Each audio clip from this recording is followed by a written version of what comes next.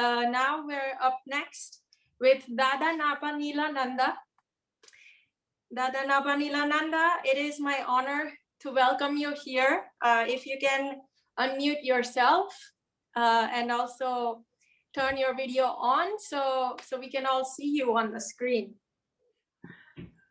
Sure, I just want to check one thing with my microphone. Oh, okay. For some reason.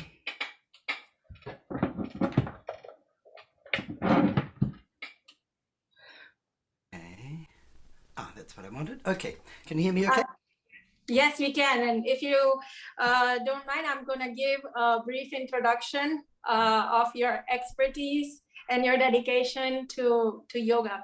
So we have Dada Nabhaniilananda here from the Silicon Valley, and he will be guiding us into a mantra meditation music for blissful simians. Very interesting topic, Dada. We'd love to hear a little bit more about the naming, the process. So Dada is a yogi, a meditation instructor, an author, a keynote speaker, and a musician. Born in New Zealand, he was ordained as a monk in India in 1979. He has spoken and performed in more than 40 countries, including in Brazil in 1992, where he appeared on stage with His Holiness Dalai Lama before 10,000 people. Dada currently lives in California, where he teaches meditation and creativity for companies like Apple, Google, and Cisco. According to Dada, yoga is the union of the individual consciousness with the supreme consciousness. Once again, join me in welcoming Dada, and if y'all can please turn your videos on so we can also have this nice collective energy of smiling faces. So welcome, Dada. The stage is all yours. Thanks so much, Zeel. Thanks for inviting me, and namaskar to everyone. Yeah, just quickly, how much time do we have, Zeel? We have until 12:15, so feel free. 12, so here. So that would be 10:15 your time. Oh, okay, plenty of time. Oh, yeah, about half an hour. That's fine, no problem. Great. So what I would like to do is guide you through a mantra meditation experience. And I'd just like to get an idea of who has practiced mantra meditation before. If you have, can you just type in the chat and just let us know, just to get an idea. That would be, it's always nice to get an idea of where people are at. Now I want to share my screen. I think I can share my screen with you. I need you to enable that, Zeel. Can you make me a co-host? Okay, you should be able to share your screen now. Just let me know if you can. Yes, thank you. It's perfect. All right. So I'm going to share a few pictures with you. Oh, but before we do that, actually, I'm going to stop doing that because I want to do a little kind of fun exercise. So a part of meditation is often breathing. And, you know, I know you did some a little bit more advanced pranayama with the previous teacher, with Yogi Vidya, but this is a very simple breathing exercise that a lot of people seem to like because it is simple, and I use it a lot for beginners, people who are stressed. I use it often in a kind of office setting. Can I have the screen? I want the screen back as human beings. Somehow you're sharing your screen, Zeel.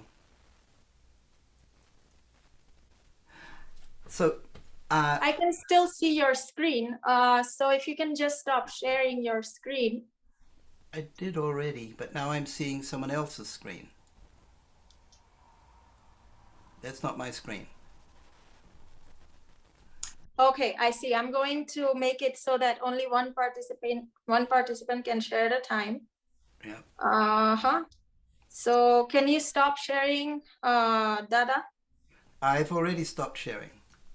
Okay. And now I can't share. Okay, now it's fine. So what I'm going to do is use this children's toy. See this? Imagine this is your lungs, okay? So you're breathing, you've breathed out, so just breathe out, and you breathe in and follow the ball. Filling your lungs. Just watch the ball, and then you breathe out again and empty your lungs right out completely like that. And you can breathe in again.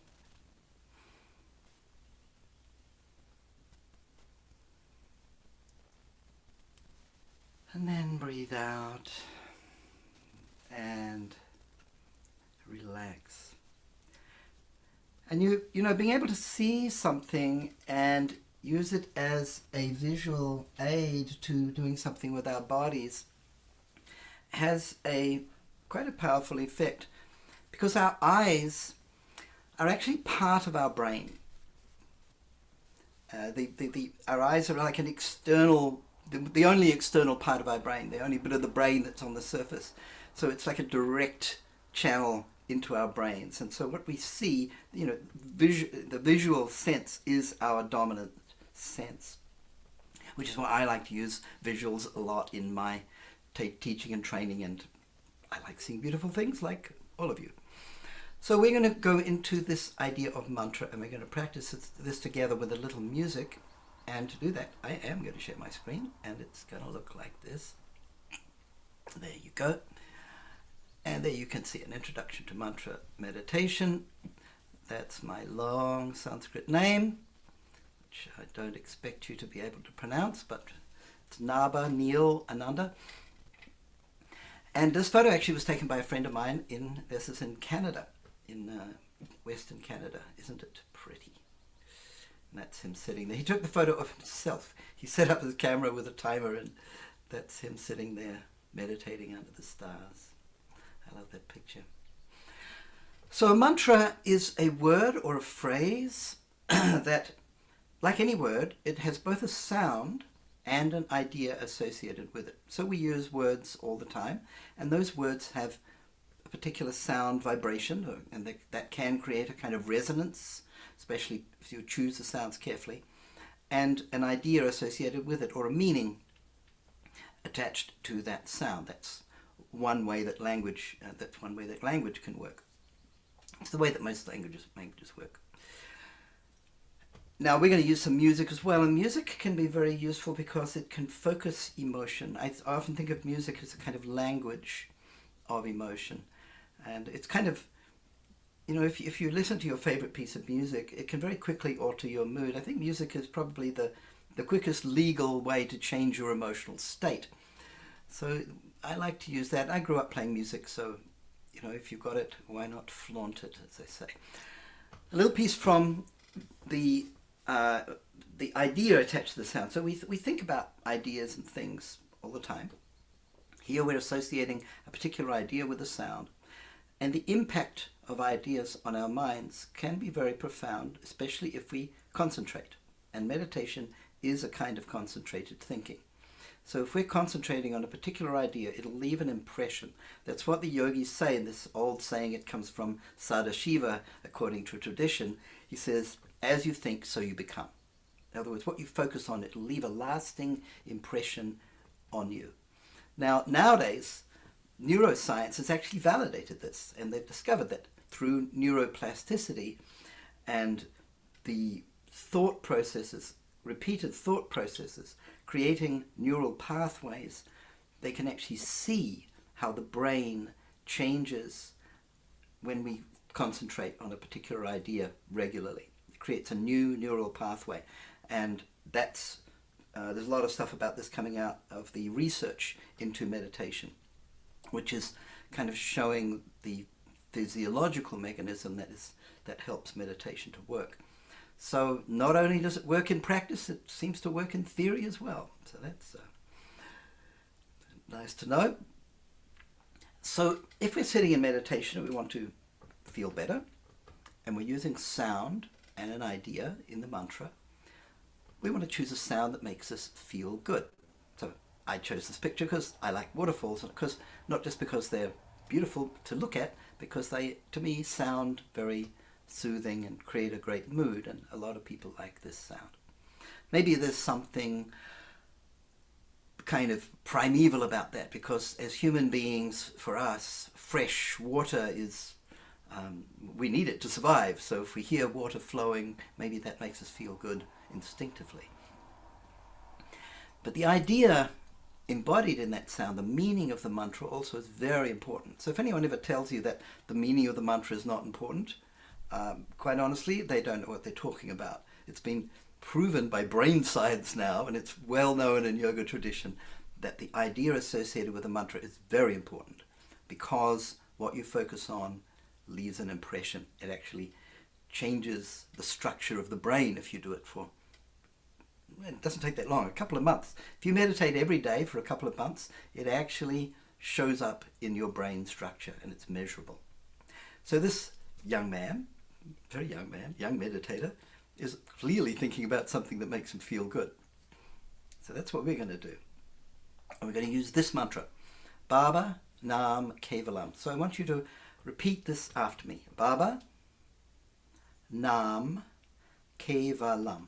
And it can translate. There are slightly different ways of translating this, and if you know a little Sanskrit, you might. We don't need to get into a debate. This is the way that I like to translate it. Only the feeling of limitless love. Nam actually literally translates as name. Baba can mean father, but in Sanskrit it really means beloved, or the supreme beloved. Kevalam means only. But an easy way to translate this is only the feeling of limitless love, because we're trying to connect with something that we're familiar with. So we're familiar with the feeling of love in different situations, at different times. But here we're connecting to the source of that feeling within ourselves, and kind of going into it and noticing how it has no limits, it has no boundaries. So here's what's supposed to happen. We'll practice this in a moment. So, I'll tell you to sit straight, and we'll do this together. Listen to the mantra and the music. I'll be playing my guitar and singing, and you'll be listening, because we can't sing together over the internet because of latency in the electronics. But if we were in a group in the same room, we could all sing together, and that can feel great, depending on the singers. But usually it's really, really good. Then observe your thoughts. This is very important. You want to take the perspective of the observer. So we have thoughts and feelings, but we are not our thoughts and feelings. We can observe them and step back. And this helps us to create this kind of pause between some feeling and our reaction to it. Right? So we're just learning to watch our minds. Then I'll fade the music out, and I want you to, at this point, to continue repeating the mantra in your mind. Focus on the source of love within, which is embodied in the meaning of the mantra, and that's the result we want, right? Let's see what really happens. It's usually something more like this. Sit straight and close your eyes. My brain hurts. At least I'm not thinking about work. Darn, now I'm thinking about work. Oh no, that stupid deadline. How come deadline sounds like dead lion? I really love lions. Oh yeah, the mantra's about love. Thanks, lions. Okay, mantra, I really need you right now. Bhavanam Kevalam. Feeling the love. Okay, that wasn't so hard. I feel kind of peaceful. So that's a little bit more. Am I really on mute? Hang on a second.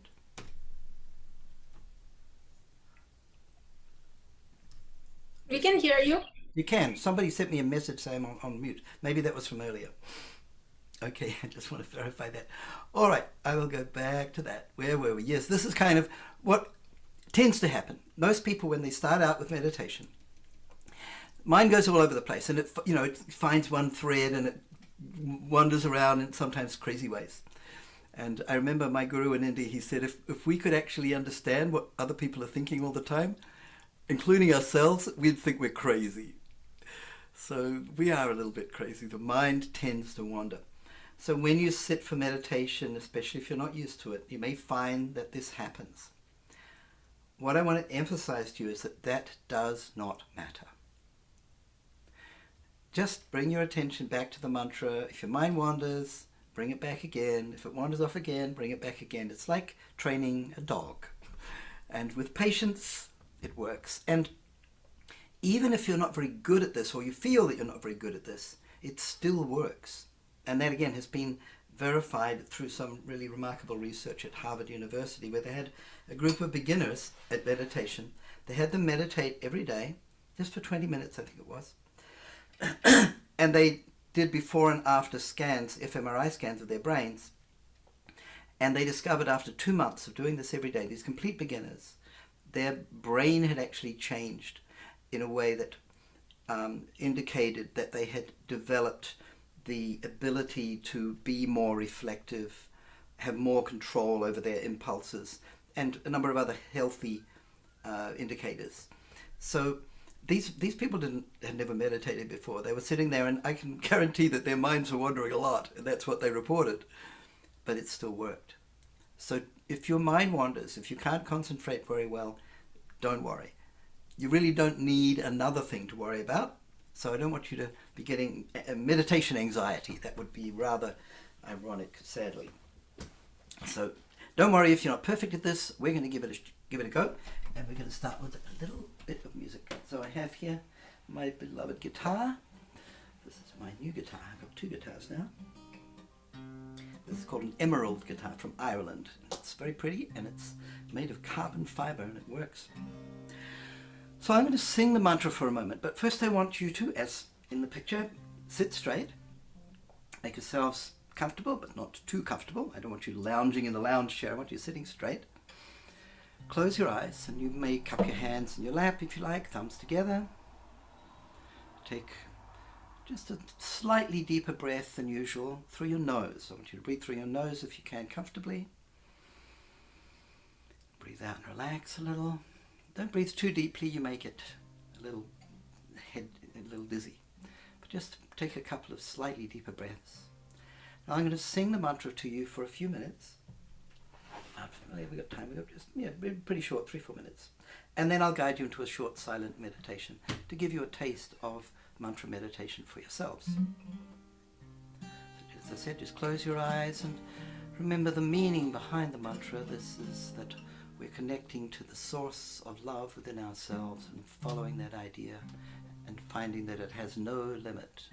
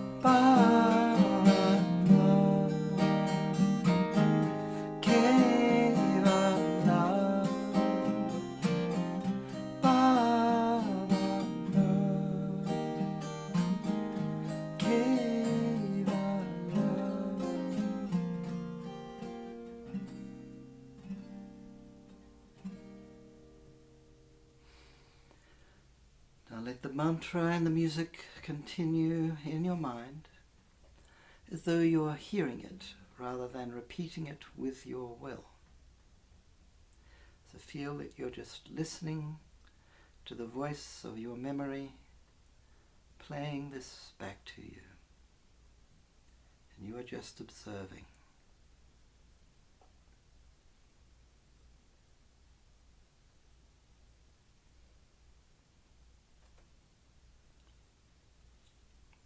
And if your mind wanders at any point, don't worry, that's quite natural. But if that happens, just bring your attention back to the mantra and the music.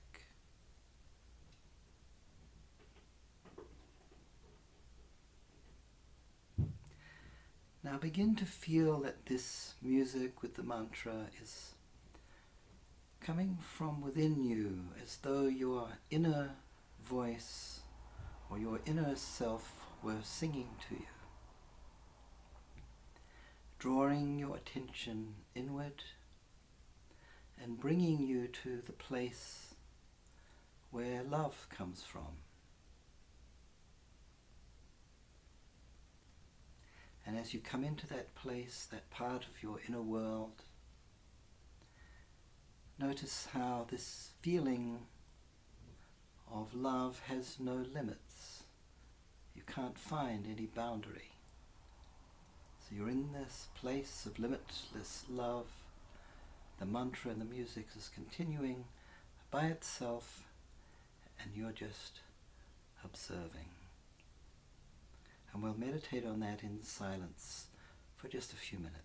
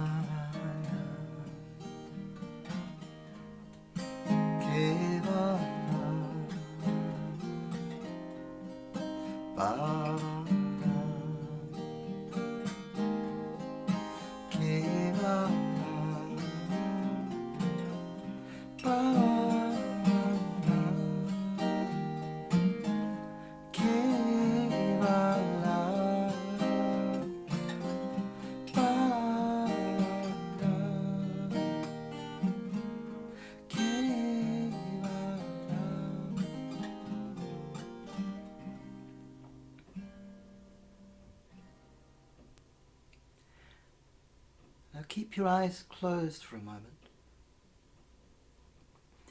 And just notice how you feel after our short meditation.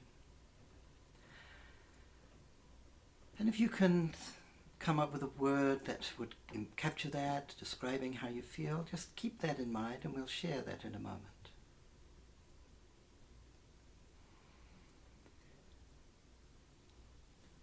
Okay, now just take a deep breath. Breathe out and relax. And you can open your eyes when you want.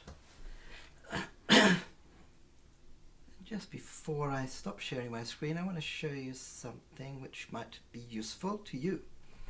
It's an app that one of my wonderful students, my dear friend now, created called the Bliss Timer, and it's available, it's free, and you can download it from the App Store or the Google Play Store and try this meditation at home anytime you want. So that's the end of the pictures. And I'm going to come back to you. I need to stop sharing. Hang on. Oh no, I have stopped sharing. Okay, great. So I would like to, before we go into Q&A, I think you have a little time. I want you to think of that, whatever, if you came up with a word to describe how you felt in your meditation. Oh, I see. I want you to type it in the chat, but don't click return. So what we're going to do is create what's called a word waterfall. So if you just type your word in the chat and wait, and when I tell you, we'll all click return at once and we'll get a whole waterfall of how we all felt in meditation all at the same time. All right?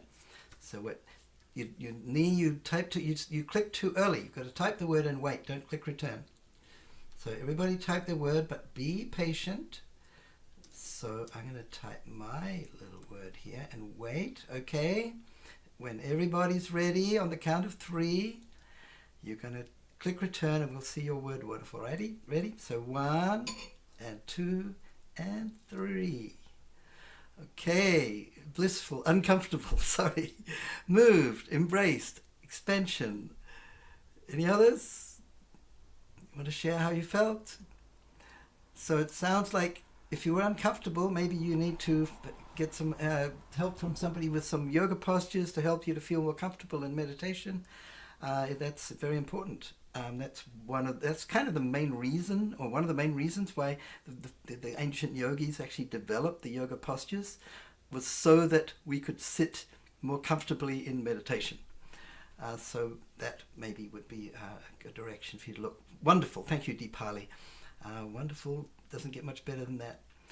So that's a little taste of mantra meditation for you all. And I think it's question time. Is that right, Seal? Yes, indeed. Thank you so much. Those were some lovely comments, lovely moments. I agree with all those words. It does get uncomfortable in the beginning with the sitting posture, if we're not used to sitting down especially. But Dada, can you explain a bit about how people on chairs can do meditations at their homes? Sure, that's a great question. So yeah, the main thing, you don't have to sit cross-legged or in lotus like a, sort of traditional yogi. I mean, if you can do that comfortably, great. It is good for your meditation. It helps you to concentrate, but it's not essential. So yes, you can sit in a straight-backed chair, not in a lounge chair, but something that, if you need it, supports your back. Or if you can just sit on a chair and if you don't need the back support, you can just sit straight and with your feet on the ground, and you can meditate like that. Many people cannot sit comfortably in cross-legged posture or sit asana, half lotus or in lotus. So, yeah, you shouldn't feel that just because you're not sitting in that traditional posture, you can't meditate.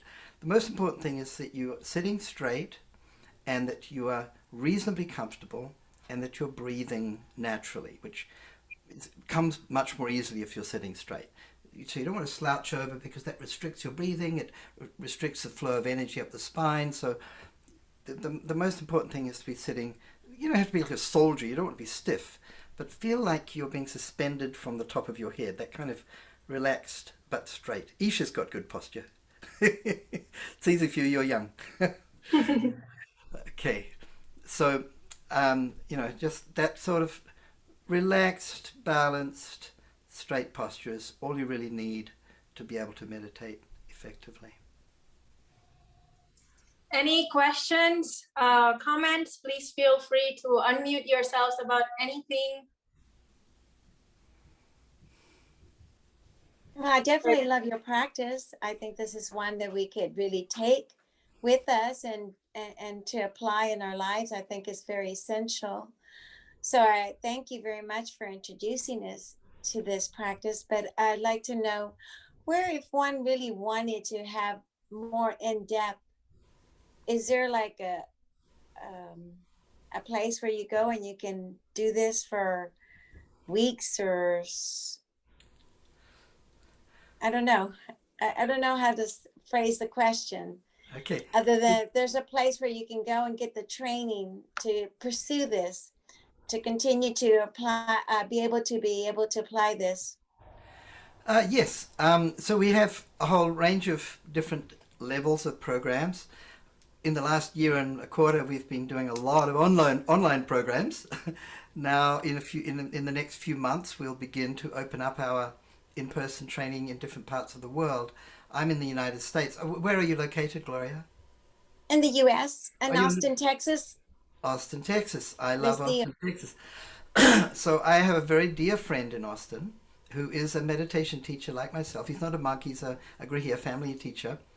And he runs a group meditation, and he's been running a yoga class at Austin University of Texas, for the last 35 years every week.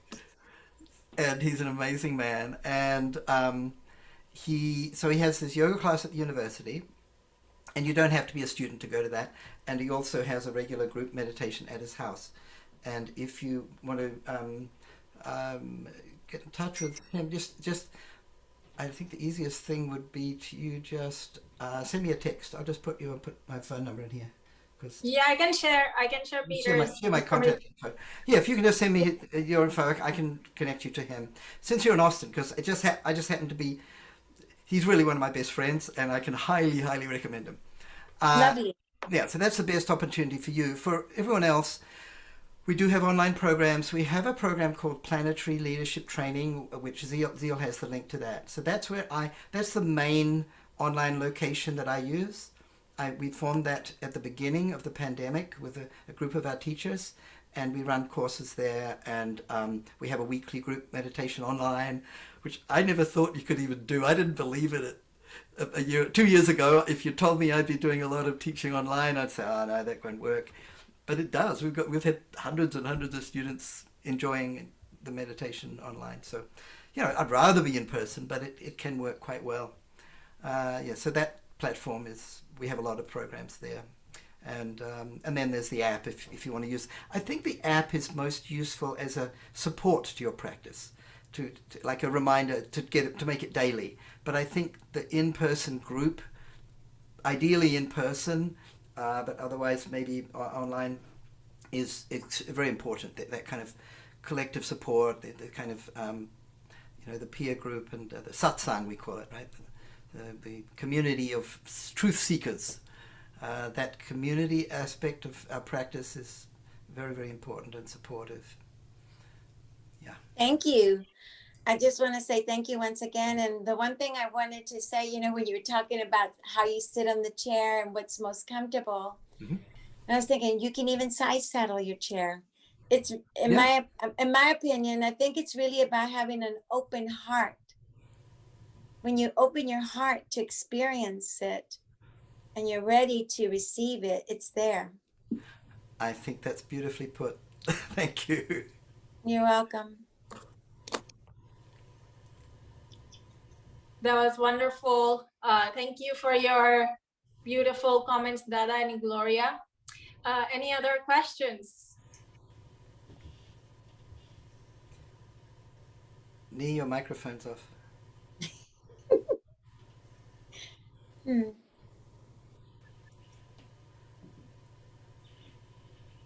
Is Nee trying to say something? Nee? You're muted. There you are. Oh, just would like to say I had a wonderful experience and I did not have this. I've heard of mantra meditation, I've chanted mantras, but not with music. And as you said that, with music, you will be chanting, and after you stop the music, still the mantra is there with the music in the mind. That is what I experienced today. And it was like a sense of expansion, wonderful. And like not more adjectives, I cannot put it right away. Yes, it was good. I'm Very so nice. glad you felt that. You know, I teach, I live in Northern California, so there's a lot of technology companies around here, and there's a lot of very stressed people there. And meditation's becoming quite popular in that sort of corporate environment. But I teach it a bit differently. I use the music and the mantra like this. Most of the other teachers don't do that. And what I find is, for most of my students are they're usually pretty highly trained, highly educated, and they think too much and they can't stop. So they've been taught how to think, but they haven't been taught how to stop thinking. So somebody gave them a fast car, but there's no brake, and they find that the music really helps. Like I remember one woman came up to me after a talk I gave at Facebook, and she she was almost in tears. She said, I've been trying to meditate, just watching my breath. Every day I've been doing this for 2 years. And it was always like I was trying to herd, it was like herding cats, you catch one and the other one wanders off. And she said, I could never really get it. She said, but this time we just meditated for a few minutes with the music and the mantra. She said it was the very first time I felt anything. Wow. So, music is very powerful, as I said, it's a language of emotion. So I think the missing piece for a lot of practice is that emotional element. It's not just about thinking or not thinking. It's about engaging the emotions and using the power of emotion to direct our thought inward to a better place. And that's, in the most refined sense, that's what we call bhakti, the yoga of devotion.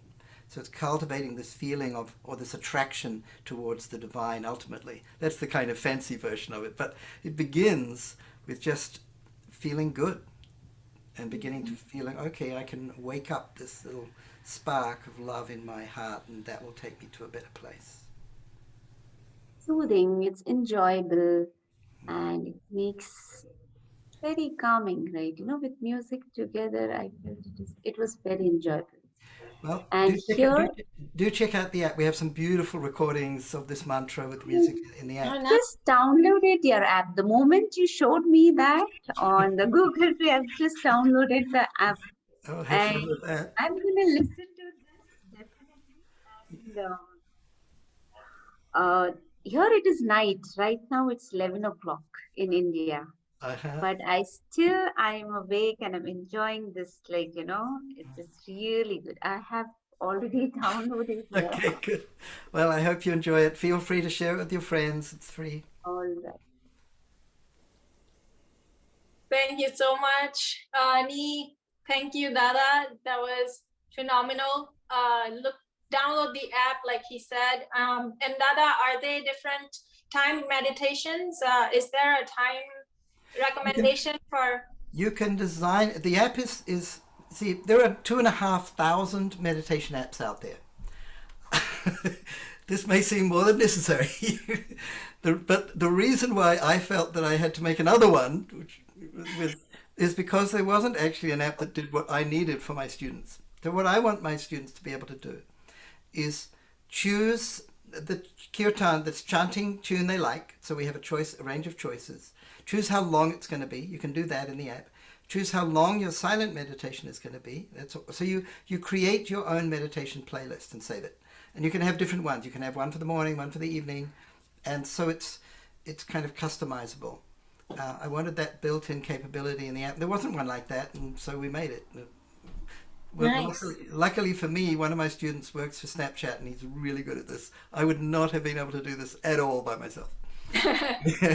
Beautiful, beautiful. No, you have some really resourceful students, Dada. So again, thank you so much for your time. Thanks. I really appreciate, we all appreciate your time. And this is just the closing of our session, but it's not the closing of this way of life called yoga, right? Because mastering yoga could take an entire lifetime. Dada can probably attest to that. But we are trying more than that would be my immediate reply. Yes. Exactly. Yes, if you do believe in that kind of thing. But we're trying to plant a seed of knowledge through this event that can ignite curious minds into deeper realization of our inner selves, because that's what yoga is all about, exploring what is inside us. And especially now that we're suffering the consequences of a pandemic, we could all use holistic tools like yoga now more than ever before for a conscious and meaningful existence. With this event, we hope that you take away a simple daily practice of asana, breathing, relaxation, and meditation. It was just to give you a taste of the breadth of practices that yoga encompasses. And these are not all of the practices that yoga incorporates anyway. So hope that you choose your favorite variations of the practice that we just did today, even if it's just 10 minutes a day, every day, just like brushing your teeth. This is all it takes to develop a consistent practice. Consistency is key. So if you have any questions, feel free to contact me. Feel free to revisit the recordings of this event or get in touch with us. And then you can find the contact information of all the teachers on my website. And then you can also subscribe to the mailing list to keep up to date about future events and articles on yoga, nutrition, sustainability, and more. Thank you all so much again for being part of International Yoga Day celebration, and hope to see you in the very near future. Happy Juneteenth, and have a great Father's Day tomorrow. Have a good weekend. Thank you. I might be coming to Austin in a couple of months. Really looking forward to seeing you. Let's keep in touch. Well, I'll be staying with Dianesh, my friend. So absolutely. I'll let you know. See you there then. Yes. Okay. Thank you. Absolutely. Thank you so much. Take care, everyone. Namaskar. Goodbye. Namaste. Bye.